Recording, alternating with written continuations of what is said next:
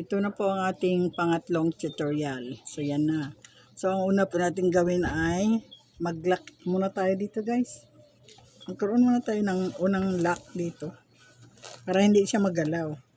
Para mayroon siyang mag-lock na siya, hindi siya gagalaw-galaw. Diba? So, yan ang ating gagawin.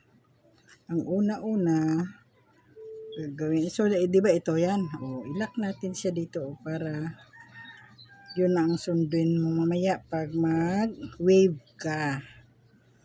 Yan, pag mag-wave ka, yun ang sundin mo. So, yan guys, this is our third tutorial.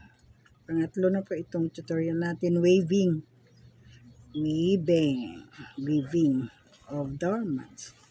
So, ito lang po, as easy.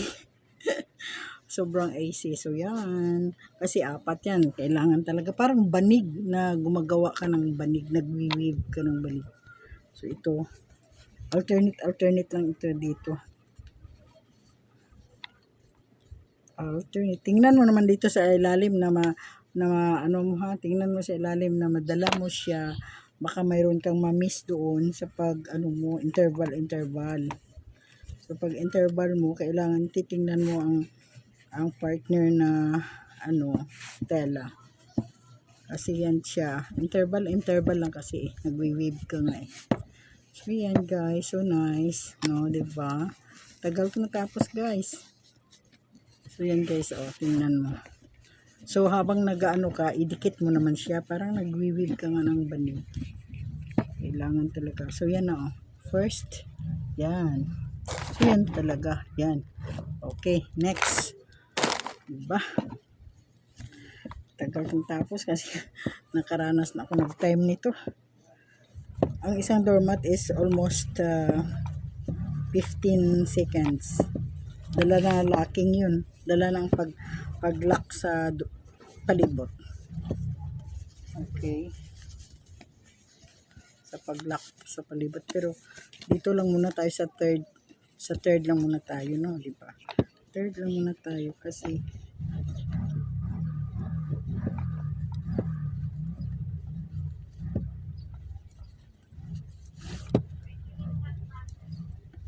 this is third tutorial.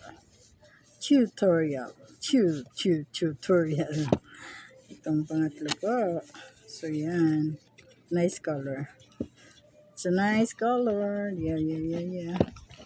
So yan, talagang ganito talaga ang gawain ko dito sa loob ng bahay while having my FB reel. So this, I just enjoying this one guys.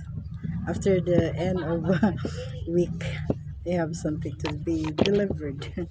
Ito na napapagpirahan ng kahit konti-konti ang pang-allowance sa pang linggo-lingguang allowance. Hindi pa.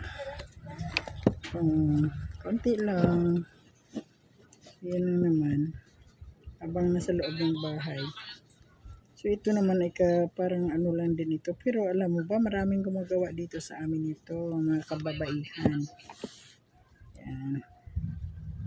Mga kababaihan guys. So no time for roaming around and having marites outside. Because you are just inside, staying inside the house. Diba? Yes, doing this one, cutting clothes and weaving. So that's our daily routine works. Yes, so yan talaga. Okay. So yan guys. Kailangan talaga ang So yan. Habang tayo we-wave. Nauho, ang init masyado guys. Grabe init. Parang pawis-pawis na talaga yung aking mukha.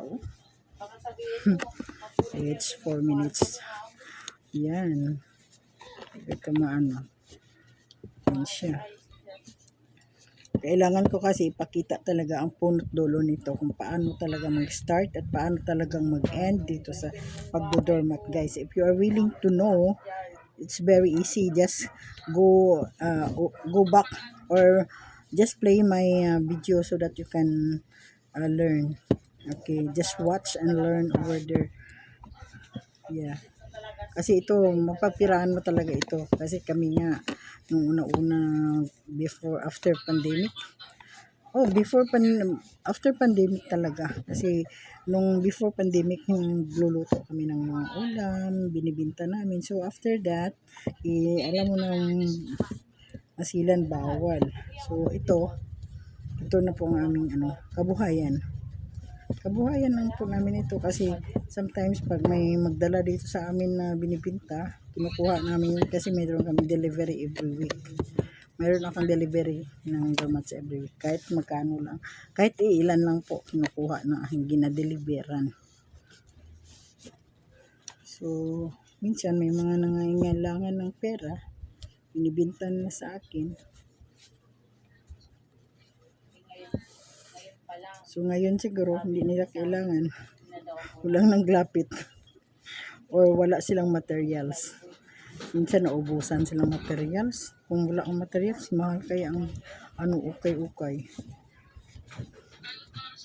Mahal ang ukay-ukay. Totoo lang yun. So, yan talaga guys.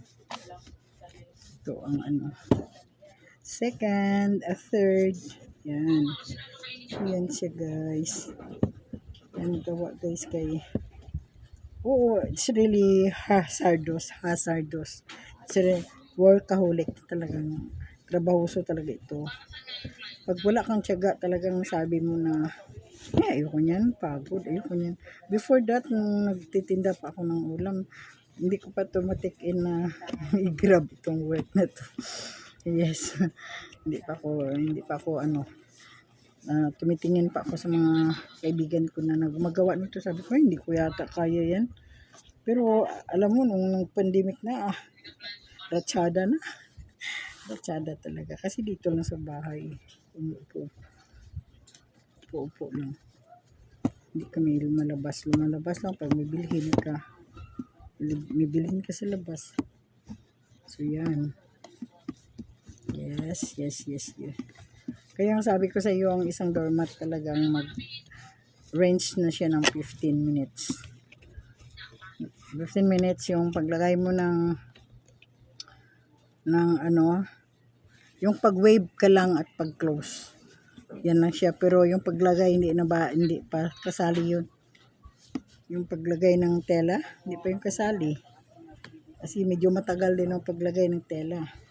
So ito, malapit na akong mag 8 minutes sa itong paglagawa nito.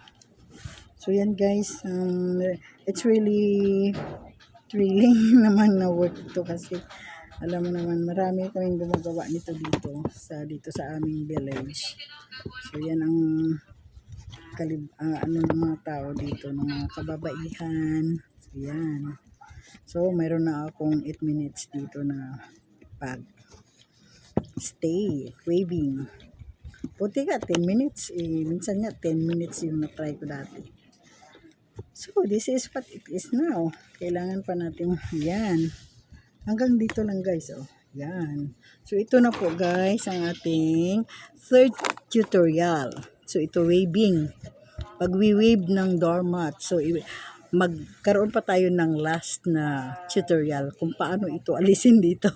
Kung paano natin alisin ito, okay? So, thanks for watching and watch for the fourth tutorial we have. Okay, God bless. Bye-bye.